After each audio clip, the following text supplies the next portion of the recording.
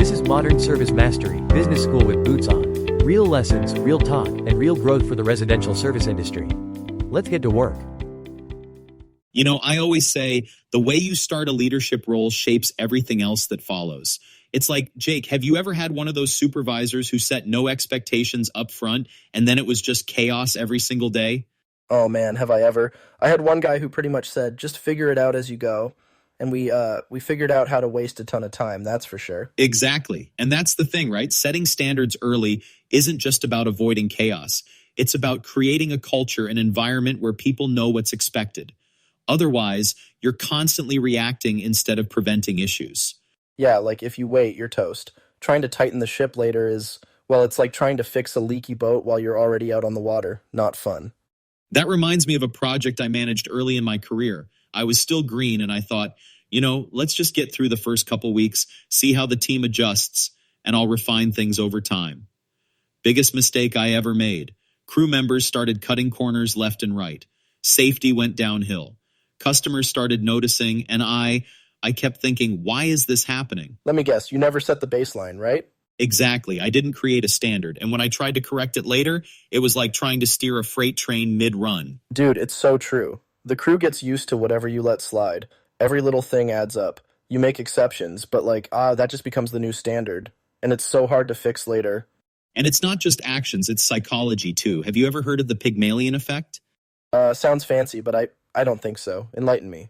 It's the idea that people rise or fall to the level of expectations you set for them. If you set the bar high and believe your team can meet it, they're much more likely to perform at that level. But if you're vague or keep the bar low, well, you're going to get low performance.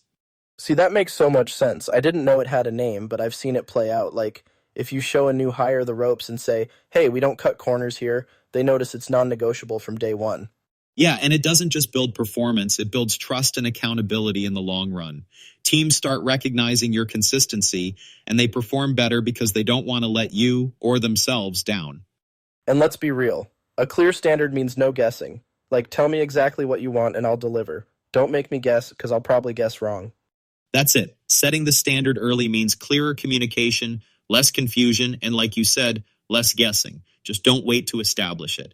Otherwise, you'll spend twice the effort fixing problems that didn't need to exist in the first place. So once you've set those standards up front, consistency becomes the glue that holds everything together. Without it, even the clearest expectations can fall apart. Jake, you've led plenty of crews. What happens when that consistency slips? Oh man, when consistency's out the door, it's chaos. Like one week you're saying clean up the site, and next week it's, hey, just get out of there quick. You lose the crew's respect fast, and they stop taking you seriously. Exactly. Consistency is what separates average teams from exceptional ones. It's like when your crew knows you're going to hold the line every single time, it changes the way they show up. Have you ever had to tell the same crew member over and over to fix something? Oh, for sure. It's like, if I didn't stick to my guns, that bad habit would spread faster than weeds after a rainstorm. But when I call it out right there, and yeah, respectfully, it changes everything. That's a perfect segue. Let's show listeners what that looks like. I'll play the new leader who didn't really set expectations, and you be the crew member I'm trying to correct. We'll see how this goes. You got it. Go ahead. Hey, Jake, so you left the site a mess yesterday. That's not what we want to leave behind for the client. Oh, well, nobody told me about cleanup rules, bro. I mean, we're working hard to get things done as quick as possible, right?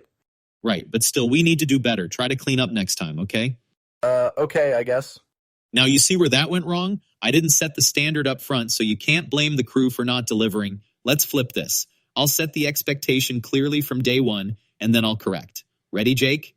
Let's do it. Hey, Jake, before you start on your first day, I want to be clear on project cleanup. Our standard is leaving every job site cleaner than we found it. It's not just about finishing the work, it's how we represent ourselves to the client. Every job site cleaner than we found it. That's how you can exceed expectations and do well as a leader here. Understood? 100%. Got it. That's fair. Awesome. Now roll forward. Jake, I noticed the job site didn't meet our standard for cleanliness yesterday. What happened? Yeah, my bad, Mike. I forgot to double check before we packed up. I'll make sure it's handled better next time. Thanks, Jake. I appreciate you taking ownership. This is how we build a team that stands out. I want to be able to go to bat for you and your team at review time. Man, it's such a small difference, but it's huge at the same time. Like when the expectations are clear, having those tough conversations feels easier. Right? And it's not just about being tough. It's showing the team that those standards are what make them better, more valuable. It's like you're coaching them toward raises, promotions, and just being exceptional.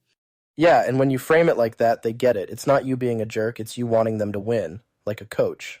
Exactly, Jake. That positive accountability turns challenges into opportunities for growth. Let's talk more about how we involve the team in setting those standards. Okay, so we've nailed the importance of setting expectations and staying consistent. Now let's tackle the next piece. How do we bring the team in to actively help set those standards? Oh man, that's a game changer right there. Seriously, when the crew feels like they've got to say, it's like they own it more, you know? They're not just following orders, they're part of the process. Exactly. Ownership changes everything.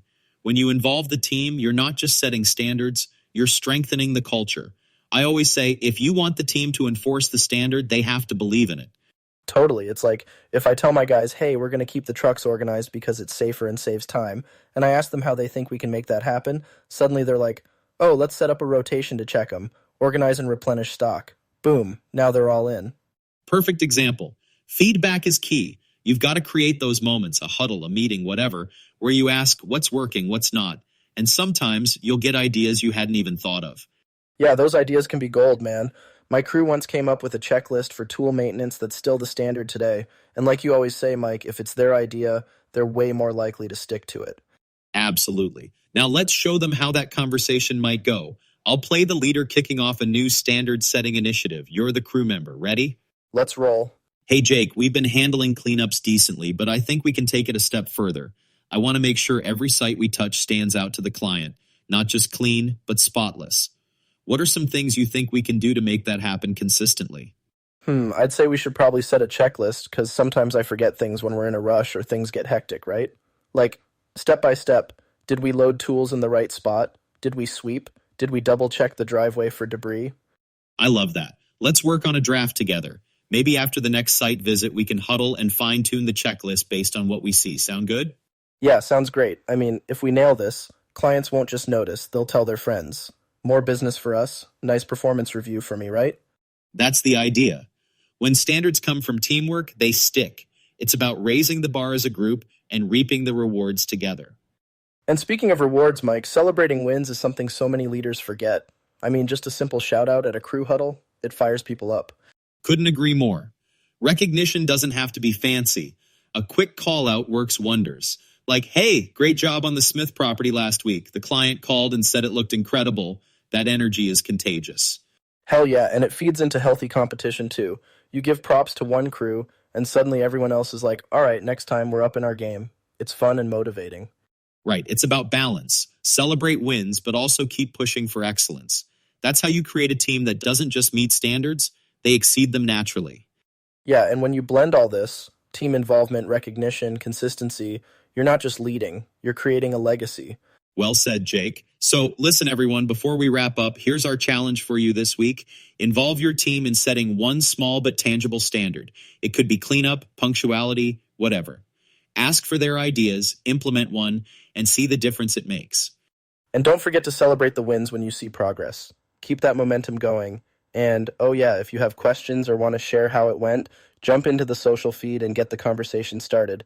That's what the community's all about. Absolutely. And hey, like Mike Tomlin says, the standard is the standard. You're raising it not just for the company, but for the clients, and most importantly, for yourself and your team. Jake, any final thoughts? Yeah, don't overthink it. Set the expectations now, then stay consistent and watch it grow. And also, be kind to yourself, all right? You're out there killing it. Love that. And that's all for today, folks. Get out there, read the story, do the action items, lead the charge, and be remarkable. We'll catch you next time. See you in Chapter 6. Thanks for listening to Modern Service Mastery Business School with Boots On.